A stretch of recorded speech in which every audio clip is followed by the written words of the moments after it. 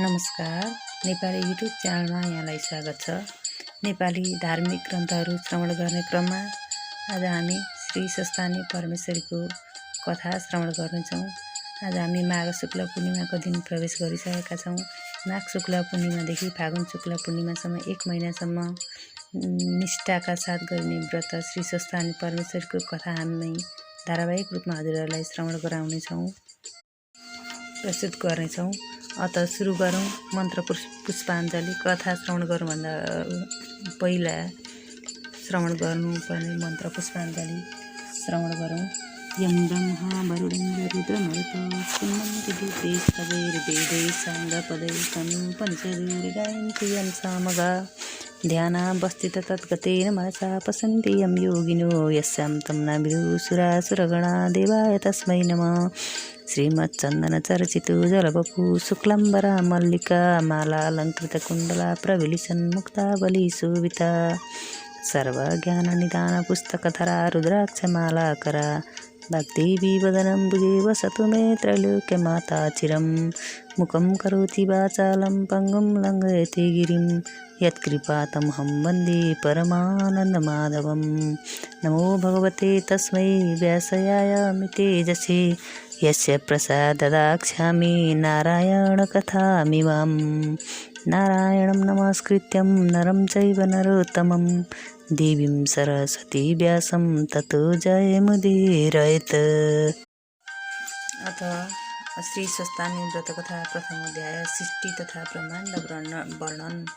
कुनै कल्पको कुनै एक समयमा श्री स्कन्दजी अगस्त्य ऋषिको आश्रममा प्रयागराजमा आइपुग्नुभयो। स्वागत, आसन, अर्घ्य, पाद्य आदि उपचारद्वारा पूजा गरिसकेपछि लोकहितका निम्ति माघ महात्म्य र श्री सस्तानी परमेश्वरको स्वरूप व्रत र पूजा विधिका विषयमा अगस्त्य मुनिले धेरैवटा प्रश्न गर्नुभयो। ती प्रश्नहरूका उत्तर दिने क्रममा शिवजीका पुत्र कुमारजी आज्ञा गर्नुहुन्छ, हे अगस्त्य मुनि, सृष्टिको क्रम र ब्रह्माण्डको वर्णन जो छ सो पवित्र कथालाई श्री सस्तानी परमेश्वरको महात्म्यका आधारमा म तपाईँलाई सुनाउँछु। एकचित्त भएर सुन्नुहोस्।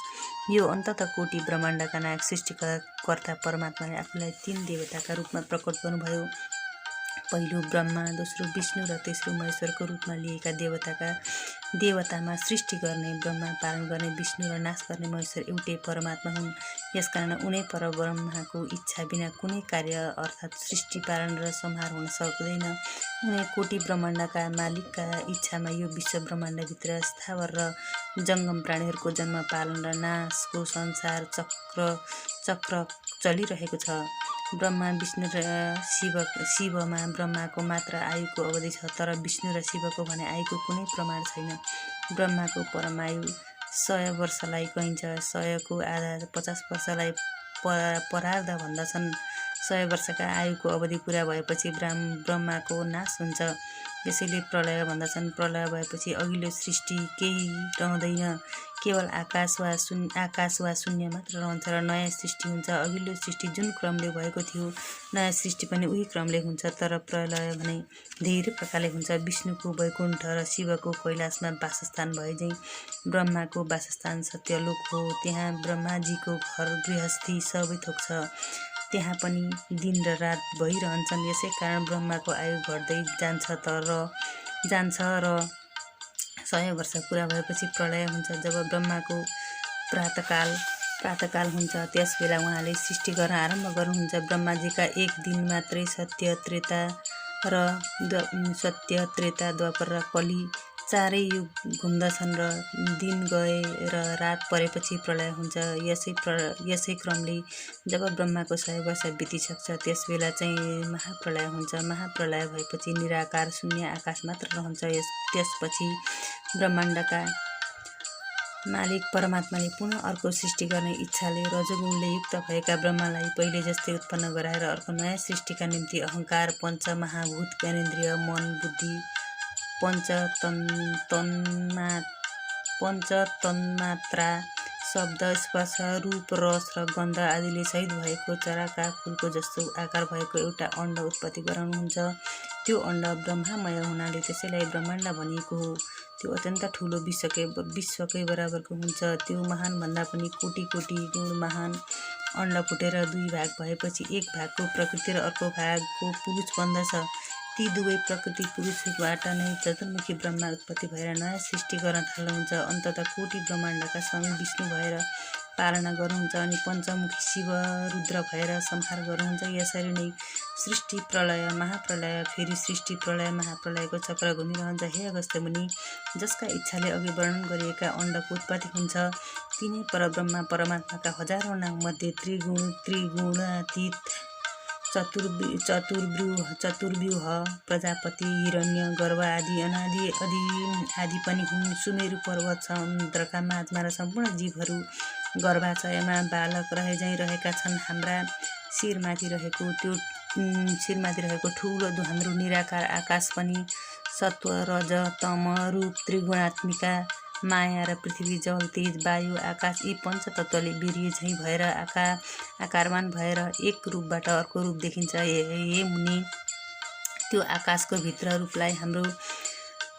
भिन्न रूपलाई हाम्रो राम्रो गरी विचार गर्दा फेदमा टुप्पो केही नभएको अनादि परमात्माको लीला मात्र हो भन्ने बुझ्नुपर्दछ। त्यही वास्तविक कुरा हाम्रो राम्रो नबुझेको हुँदा जगत भ्रान्तिमा परेको हो। वास्तवमा परमात्माकै इच्छाले मात्र सृष्टि स्थिति र प्रलय हुन्छ। कोटि कोटि ब्रह्माण्डको गणना गर्न कसैले सक्दैन। हे मुनि, जति जति ब्रह्माण्ड छन् त्यति ब्रह्मा विष्णु शिव सूर्य चन्द्र इन्द्रादि देवताहरू पनि भिन्न भिन्न छन्।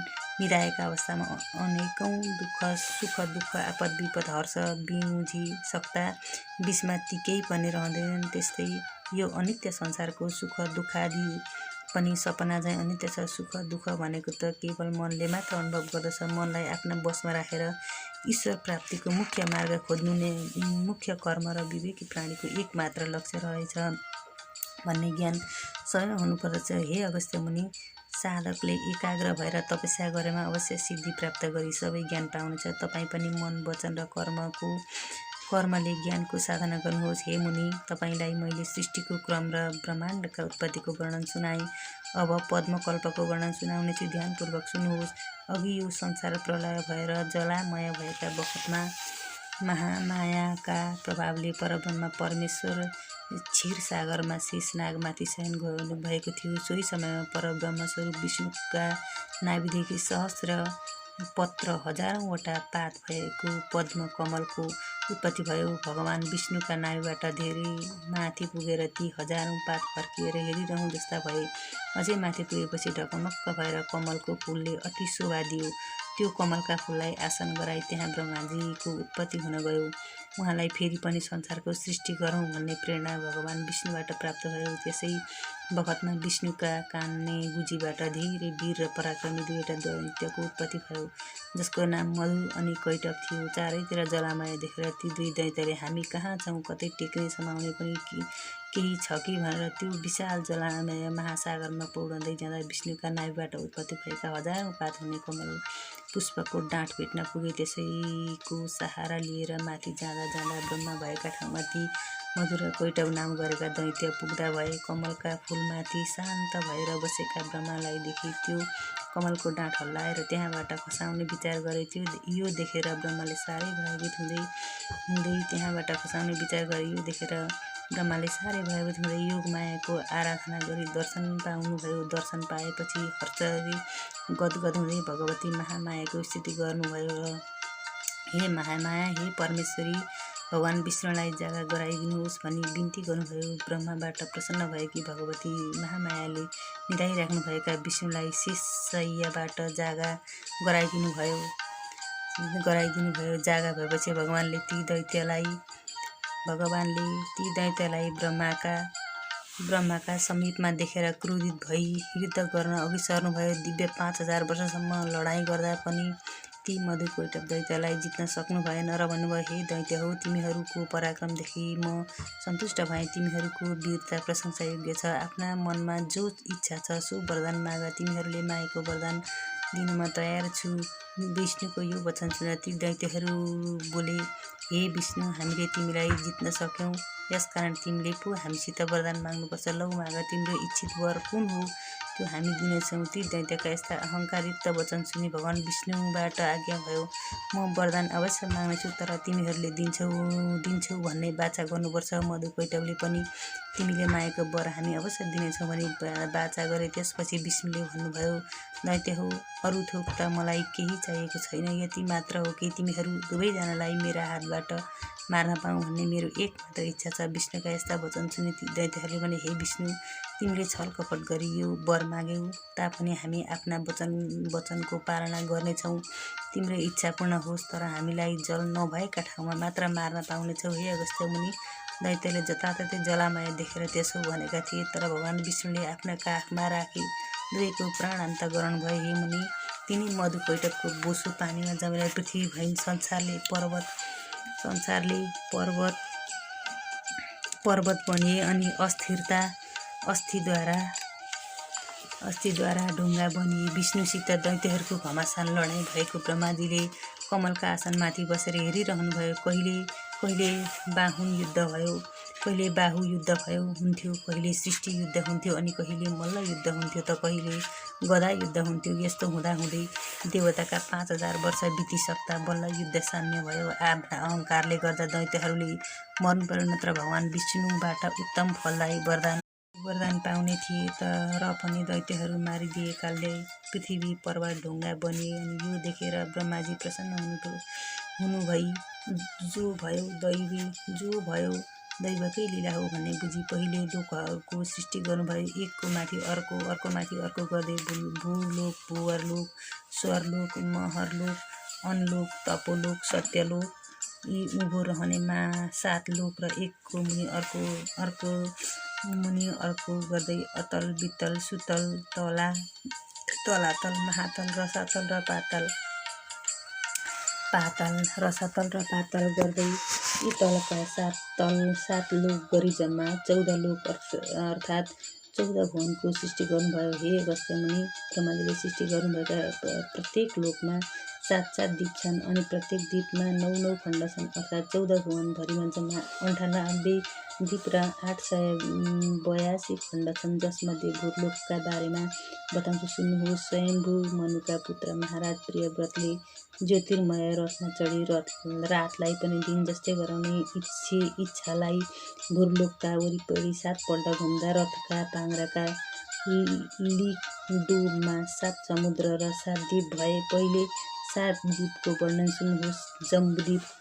जम्बुद्वीप, लक्षद्वीप, शाल्मलीद्वीप, कुशद्वीप, क्रौचद्वीप, शाकद्वीप र पुष्करद्वीप। यी द्वीपहरूको विस्तार पहिलोभन्दा दोस्रो भन्दा तेस्रो गरी क्रमै ठुलो हुँदै गएका छन्। यसै गरी 7 समुद्र पनि पहिलोभन्दा दोस्रो ठुलो, दोस्रोभन्दा तेस्रो ठुलो हुँदै गएका छन्। ती समुद्रका नाउँ सुन्नुहोस्।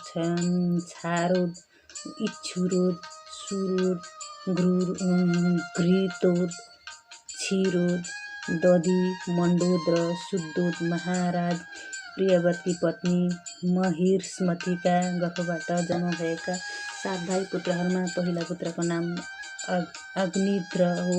उनले पहिलो जम्बुद्वीपको राज्य पाए। यो द्वीप छ्यारोद अर्थात् नुनिलो समुद्रले घेरिएको छ। दोस्रो लक्षद्वीपको राज्य द्वितीय पुत्र इद्मसिंहले पाए, जो द्वीप इक्षुरसोद अर्थात् उखुका रसले घेरिएको। दोस्रो शाल्मलिक द्वीपको राज्य तृतीय पुत्र यज्ञबाहुले पाए। यो द्वीप सुरोद अर्थात् मदिराको समुद्रले घेरिएको छ। चौथो कुशद्वीपको राज्य चौथा पुत्र हिरण्य रेताले पाए। यो घृतोद अर्थात् घिउका समुद्रले घेरिएको छ। पाँचौं कौचद्वीपको राज्य पाँचौं पुत्र घृतपृष्ठले पाए। यो क्षीरोद अर्थात् दूधको समुद्रले घेरिएको छ। छैटौं शाकद्वीपको राज्य छैटौं पुत्र मेरातिथिले पाए। यो द्वीप मोहीका समुद्रले घेरिएको छ। सातौं पुष्करद्वीपको राज्य सातौं पुत्र वितिहोत्रले पाए। यो द्वीप शुद्धोद अर्थात् स्वच्छ जलले भरिएको छ। यो जम्बुद्वीपको क्षेत्रफल लाख योजनको छ। यसमा जम्मा 9 खण्ड छन्। तिनका नाउँ यिनै हुन्। यी खण्डलाई वर्ष पनि भनिन्छ। इलावृत वर्ष, भद्राश्व वर्ष, हरिवर्ष, केतुमाला वर्ष, रम्यक वर्ष, हिरण्य वर्ष, कुरु वर्ष, किमपुरुष वर्ष र भारतवर्ष इलाबुद वर्षका मध्यभागमा कुल पर्वतहरूका राजा मेरु पर्वत रहेका छन्, जो भूमण्डल कमण्डलका कर्णिका मानिन्छन्। भद्रा वर्षमा धर्मका पुत्र भद्रश्रावा रहेर हयग्रीव भगवानको आराधना गरिरहनु भएको छ। हरि वर्षका भगवान नृसिंहको सेवामा रही भक्त प्रहलादजी रहनु भएको छ। केतुमाला वर्षमा संवत्सर प्रजापतिका पुत्र र पुत्रीहरूका साथमा कामदेव भगवानको सेवा गरेर लक्ष्मीजी रहनु भएको छ। ती संवत्सरमा प्रजापतिका पुत्रहरू र पुत्रीहरूले दीर्घायुष्म प्राप्त गरेका छन्। रम्यक वर्षमा मत्स्य अवतार धारण गरी विष्णु भगवान रहनु भएको छ र उहाँको सेवामा राजा सत्यव्रत रहनुहुन्छ। हिरण्य वर्षमा भगवानले कछुवाको अवतार लिनुभएको थियो। भगवानका सेवामा आर्यमादि पितृगण त्यहाँ रहनुहुन्छ। कुरु वर्षमा भगवान वराहको अवतार भएको थियो। माता पृथ्वीले वराह भगवानको सेवा आराधना गरेर त्यहाँ रहनु भएको छ। किमपुरुष वर्षमा भगवान श्रीरामको सेवा गरेर सीता, लक्ष्मण, हनुमान र किन्नरहरू रहनु भएको छ। भारतवर्षमा भगवान नरनारायण रहनु भएको छ, जो मध्यमादन पर्वतमा बद्रीनाथ धाममा नारदजीद्वारा सेवामा पाइरहनु भएको छ। धर्म, ज्ञान, वैराग्य, ऐश्वर्य, शान्ति, विरक्ति, मुक्तिदाता भारतको ठुलो महिना छ। मलय, मङ्गलप्रस्थ, मैनाक, विन्ध्या आदि पर्वत र गङ्गा, यमुना, सरस्वती, गण्डकी आदि नदीहरू यही छन्। काशी, प्रयाग, गया, मुक्तिनाथ, देवघाट, हरिद्वार, गङ्गासागर, जगन्नाथ, रामेश्वर, द्वारका, बद्रीनाथ, चारधाम र आदि धेरै तीर्थ पनि यहाँ छन्। यसै गरी अरू खण्डमा पनि आफ्ना विशेषताहरू छन्। जसरी जम्बुद्वीपका 9 खण्डनको वर्णन गरी त्यसरी नै लक्ष्य आदि अरू 6 द्वीपमा पनि यसै प्रकारको खण्डन वर्षहरूको विभाजन गरेको छ। हे मुनि, अरू पुराणहरूबाट पनि तपाईँले सुन्दै बुझ्दै लैजानुहुनेछ। 14 भुवनको रचना यसै प्रकारले भएको छ। हे अगस्त्य मुनि, ब्रह्माजीले समुद्र, द्वीप, खण्ड आदिको सृष्टि गरिसकेपछि अष्टपर्वतको पनि सृष्टि गर्नुभयो। तिनका नाम सुन्नुहोस्: सुमेरु, गन्धमादन, कैलाश, हिमालय, त्रिकुट, चित्रकूट, चन्द्रकूट र चन्द्रान्तक। यति सृष्टि भइसकेपछि ब्रह्माजीलाई प्राणीहरूको पनि सृष्टि गर्ने इच्छा भयो र महादेवको तपस्या गर्न बस्नुभयो। दिव्य 12,000 वर्षसम्म अति कठिन तपस्या पूर्ण गरेका ब्रह्माजीदेखि सन्तुष्ट भएर श्री महादेवले प्रत्यक्ष दर्शन दिनुभयो र भन्नुभयो: हे ब्रह्मा, तिमीदेखि म प्रसन्न भएँ, आफ्ना इच्छा अनुसारको वरदान माग। यी कुरा सुनिसकेपछि ब्रह्माले पनि विभिन्न सामग्रीले श्री महादेवजीको पूजा गरी स्तुति गर्नुभयो। हे ईश्वर, आफ्ना मायाले ब्रह्माण्डको सृष्टि गरी आफ्नै मायामा आफू पनि भुली रहे जस्ता प्रभु, हजुरमा मेरो बारम्बार कोटि नमस्कार छ। ब्रह्मा, विष्णु, महेश्वरका नामले त्रिमूर्ति भए पनि एकै रूपमा रहेका हजुरलाई कोटि नमस्कार छ। सम्पूर्ण जगतका स्वामी, सर्वव्यापी, सर्वात्मा यस्ता परमात्मा परमेश्वर हजुरलाई बारम्बार कोटि नमस्कार छ। हे ईश्वर, अन्ततः कोटि ब्रह्माण्डका हे स्वामी, अन्ततः शेष साई भगवानले पनि हजुरका महिमाको वर्णन गर्न नसकेको म कसरी सकौँला।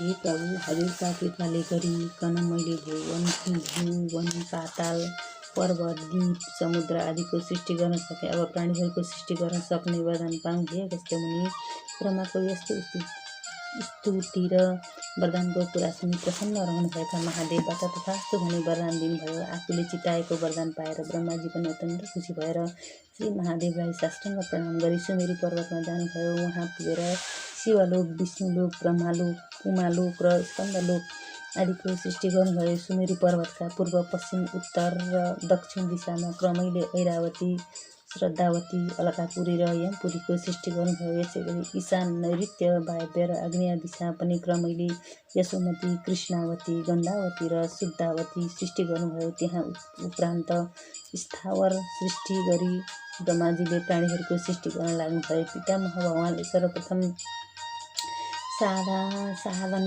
परायण पुरुषहरूको सृष्टि गर्नुभयो। आफ्ना दुवै नेत्रबाट मरिची मुनिलाई, हृदयबाट भृगुलाई, शिरबाट अङ्गिरालाई, वायुबाट पुलहरूलाई, उदानबाट उदानबाट पुलस्त्यलाई, समानबाट वशिष्ठलाई, अपनाबाट अपानबाट कृतुलाई, दुवै कानबाट अत्रिलाई, प्राणबाट दक्ष प्रजापतिलाई, कागबाट नारदलाई, छायाबाट कर्दमलाई अनि सङ्कल्पबाट सबै साधनहरूका साथ धर्मलाई सृष्टि गर्नुभयो। त्यसपछि आफ्ना विभिन्न अङ्गहरूबाट सुर अनुसार आदिका रूपमा असङ्ख्य पुत्र पुत्रीहरू सृष्टि गरेर भिन्नाभिन्नै स्वरूप र भिन्नाभिन्नै कर्म दिनुभयो। त्यसपछि भगवान शङ्करका मायाद्वारा ब्रह्माजीका शरीरको 2 भाग भएर त्यो शरीरका आधा भागबाट स्त्रीको रूप भयो अनि आधा भागबाट पुरुष भयो। त्यो स्त्री शरीरका गर्भबाट जम्ल्याहा बालक छोरो र छोरी जन्मिए। तिनमा जो छोरा थिए ती स्वयम्भुव मनु भए अनि जो छोरी थिइन् ती शतरूपा नामले रहिन्। यसरी स्त्री र पुरुष उत्पत्ति भएपछि स्वयम्भुवले शतरूपको पाणी ग्रहण गरे। तिनबाट 2 पुत्रको जन्म भयो जसको नाम थियो प्रियव्रत र उत्तानपाद। पुत्रीहरू 3वटी जन्मिए, ती हुन् आकुति, देवहूति र प्रसूति। आकुतिको रुचि प्रजापतिसित, देवहूतिको कर्दम ऋषिसित र प्रसूतिको दक्ष प्रजापति प्रचेदसदक्षसित विवाह भयो। रुचिद्वारा आकुतिका गर्भबाट यज्ञ नामका पुत्र र दक्षिणा नामकी पुत्री जम्ल्याहा जन्मिए। यस यज्ञ विष्णुको अवतार र दक्षिणा लक्ष्मीको अवतार थियो। यज्ञ रूप विष्णुले दक्षिणा रूप लक्ष्मीलाई ग्रहण गर्नुभयो। उहाँहरूका 12 पुत्र उत्पन्न भए। कर्दमद्वारा देवहूतिका गर्भबाट धेरै पुत्रीको जन्म भयो। दक्षद्वारा प्रसूतिका गर्भबाट 24 कन्याको जन्म भयो। तीमध्ये 13वटी कन्याको धर्मका साथमा विवाह भयो। तिनका नाम थिए श्रद्धा, लक्ष्मी, धृति, तुष्टि, पुष्टि, मेधा, क्रिया, बुद्धि, लज्जा, बपु, शान्ति, सिद्धि र कीर्ति। तीभन्दा मुनि 11वटी कन्याको सङ्गतिको, कृतु मुनिसित अनुसुयाको, अत्रि मुनिसित ऊर्जाको, वशिष्ठ मुनिसित स्वाहाको, अग्निसित अनि स्वधाको पितृसित विवाह हो। यी सबैका सन्तान परम्पराहरूबाट सम्पूर्ण चराचर जगत व्याप्त छ। अम्बिकाप्रति श्री महादेवको आज्ञाले आफ्ना पूर्वजन्मका कर्मको फलअनुसार धेरै स्थावर जङ्गम प्राणीहरू असङ्ख्य रूपमा उत्पन्न भएर संसार मार्यो। यसरी पितामह ब्रह्माले 10वटा मानस पुत्र र देवशिरोमणिहरूको सृष्टि गर्नुभयो। यिनीहरूबाट नै सयौं हजारौं महर्षि, राजर्षि, देवर्षि, स्थावर जङ्गम प्राणीहरूको विस्तार भयो। यिनका विभिन्न गोत्र, स्थान, नाम र कर्म, रूप, रङ, भेद र विभिन्न थरीका हुन गए। हे मुनि, कुनै एक कल्पका सृष्टिको वर्णन मैले गरेँ। इति श्री स्कन्द पुराणे केदारखण्डे माघमात्म्ये कुमार अगस्त्य संवादे श्री स्वस्तानि परमेश्वरी व्रतकथायां सृष्टिक्रम वर्णन नाम प्रथमोऽध्याय। पुष्पाञ्जलि। ओम उपनयतु मङ्गलव सकल जगन मङ्गलालय श्रीमान् दिनकर किरण नवोदित नवनलिन दिननिवेशन श्रीकृष्ण काले वर्षतु पर्जन्य पृथिवी शशशालिनी तेषु ब्रह्मच्छेदरहिते ब्रह्मणा सन्तु निर्भया अपुत्रा पुत्रिणः सन्तु पुत्रिणः सन्तु पौत्रिणः निर्धना साधना सन्तु जीवन्तु सरदा शतम् तत्रैव गङ्गा यमुना च तत्र गोदावरी सिन्धु सरस्वती च तीर्थानि सर्वाणि वसन्ति तत्र यत्राचितोदारकथा प्रसङ्ग या कुन्दन्दुत्सारहारधवलाय शूद्रवस्त्राभूता या वीणावरदण्डमण्डितकराय श्वेतपद्मासना या ब्रह्माच्युतशङ्कर प्रभृतिवैर्देवैः सदा वन्दिता सा मां पातु सरस्वती भगवती निःशेषजाड्यपा कायेन वाचा मनसेन्द्रियैर्वा बुद्ध्यात्मना वा प्रकृतिस्वभावात् करोमि यद्यत् सकलं परस्मै नारायणायेति समर्पयेत्। ओम श्री स्वस्तानि परमेश्वरे नमो नमः। ओम श्री स्वस्तानि परमेश्वरे नमः। ओम कृष्णाय वासुदेवाय हरये परमात्मने प्रणतक्लेशनाशाय गोविन्दाय नमो नमः।